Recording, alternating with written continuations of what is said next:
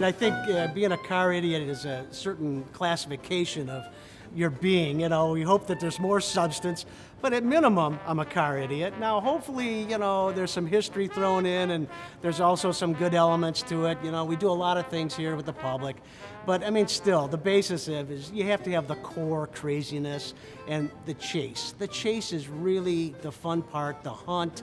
It makes you into that car idiot. Well, I think anybody that owns over 10 cars, it's got to be on the list. I own over 14 cars, and we only drive one at a time. So that presents a condition that you have to have understanding for. What was your obsession with the car Templar? I'm a Lakewood kid, born and raised, and this is the only car that was ever made in Lakewood, Ohio, Templar Motors. Well, when did you get started in the enjoyment of being a car idiot for the Templar motor car? That goes back probably early 90s. I discovered the first Templar that was owned by the building's owner here, and that kind of got me going, and I always kidded him about, hey, if you ever want to sell that, let me know.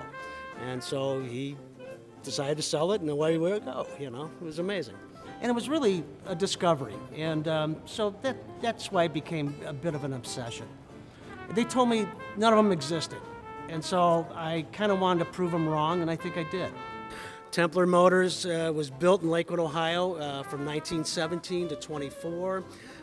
They were a car company that was established by a group of Masons, hence the name Templar Motors. They were all Knights Templars, so that's a unique kind of parallel.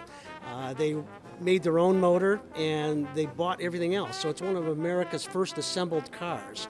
And it's really a neighborhood car. They went around and they bought bodies in the neighborhood made by Roubaix and Lang Auto Body, and you know, they bought guide headlights from Guide over 114th in the tracks. These were some of the pioneer, you know, automotive companies in the United States, right here in Cleveland. Cleveland was big for sure with the automobiles in the day, wasn't they? Absolutely. Over 85 car companies in Cleveland, and the amazing thing is none of them are left.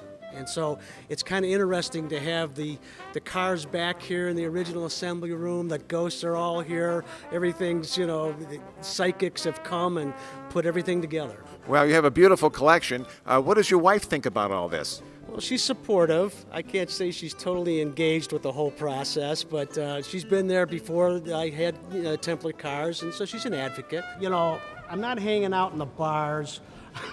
I'm not chasing women. I'm chasing cars. But I think sometimes, you know, she would probably not mind if I was chasing women. It gets obscene. But I think if anybody, it's a heck of a lot to ask for one person to share that kind of a passion. We appreciate your time with this because there's a lot of history here, and there's a lot of people out there that are truly passionate about their vehicles. They are complete idiots, I'm sure, like I am. I'm your chief idiot, as you know. Absolutely. And I think one of the other elements about being an idiot, a car idiot, is I think we're very open to sharing. And I think that's the element that I think will come through this whole series, is that people have great stories. But, you know, these cars don't do any good sitting in a garage and not being seen or shared with the public. So I think this whole show is going to bring a lot of this great stuff forward.